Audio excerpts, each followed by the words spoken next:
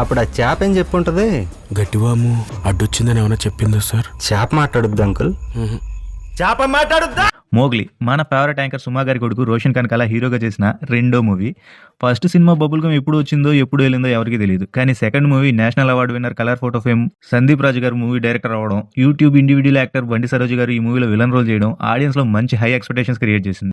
ఇంకా డైరెక్ట్ గా movie story విషయానికి వెళ్తే, మురళీకృష్ణ అలియాస్ మోగ్లీ తల్లి తండ్రి లేని అనాథ. మూవీస్ లో జూనియర్ ఆర్టిస్ట్ గా పనిచేస్తుంటాడు. కొత్తగా వచ్చిన జూనియర్ ఆర్టిస్ట్ జాస్మిన్ తో ప్రేమలో పడతాడు. వాళ్ళిద్దరి మధ్య వచ్చే సీన్స్ కూడా బాగానే ఉంటాయి. అయితే మధ్యలో ప్రొడ్యూసర్ జాస్మిన్ మీద కన్నేస్తాడు. ఇంకా ఫైనల్ గా మోగ్లీ ప్రొడ్యూసర్ కి ఎలాంటి సమాధానం చెప్పాడు, ఈ స్టోరీలోకి క్రిస్టోఫర్ నోలన్ ఎంట్రీ ఏంటి, క్రిస్టోఫర్ నోలన్ నుంచి మోగ్లీ జాస్మిన్ ఎలా బయటపడ్డారు అన్నదే మూవీ.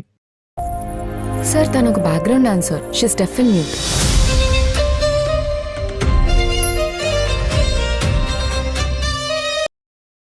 ఇంకా యాక్టర్స్ విషయానికి వస్తే రోషన్ కనకాల గారు సెకండ్ మూవీలో కొంచెం మెప్పించే ప్రయత్నం చేశారు. స్క్రీన్ ప్రెసెన్స్ బాగుంది, కానీ ఎక్కువ శాతం క్యాజువల్గా కాకుండా బిగుసిపోయినట్లు కనిపించారు. పర్లేదనిపించింది. హీరోయిన్ సాక్షి మదల్కర్కి పెద్ద యాక్టింగ్ స్కోప్ లేదు, కానీ కొంచెం క్యూట్గా ఉన్నంతలో బాగానే చేశారు. ఇంకా సినిమాలో హీరో హీరోయిన్ కన్నా బాగా ఎలివేట్ అయింది బండి సరోజ్ గారు, వైవా హర్ష గారు. బండి సరోజ్ గారి యాక్టింగ్కి ఆడియన్స్ సీట్లో నుంచి కదలలేకపోయారు. ఆయన విలనిజం ఆడియన్స్లో నిలిచిపోతుంది అనే రేంజ్ పర్ఫార్మెన్స్ ఇచ్చారు ఆయన. ఇంకా వైవా హర్ష గారి విషయానికి వస్తే కలర్ ఫోటోలో లాగే ఇక్కడ కూడా ఒక క్రిస్టియన్ రోల్లో కనిపించారు. ఆయనకి పడ్డ ఎలివేషన్స్ హీరోకి కూడా పడలేదు అనిపించింది. సెకండ్ హాఫ్లో ఆయన యాక్టింగ్ కంటతడి పెట్టిస్తుంది. Ladies matter sir. ఈ సిటీలో లాగా జరగాల్సిందంతా జరిగిపోయిన తర్వాత కొవ్వొత్తులు వెలిగించుకుని రోడ్లు ఎక్కం, డైరెక్ట్గా కాగడలు వెలుగుతాయి. టెక్నికల్ టీం విషయానికి వస్తే మ్యూజిక్ డైరెక్టర్ కాలభైరవ గారు. సాంగ్స్ బాగున్నాయి, కానీ బీజిఎం మాత్రం అంత కనెక్ట్ అవ్వలేదు. ఎమోషనల్ సీన్స్లో కావాల్సిన బీజిఎం సరిగా పడలేదనిపించింది. అలా పడి ఉంటే హర్ష గారి సీన్స్లో ఆడియన్స్కి కంట్లో నీళ్ళు తిరిగేవి అనిపించింది. ఇది నా ఒపీనియన్ బాస్.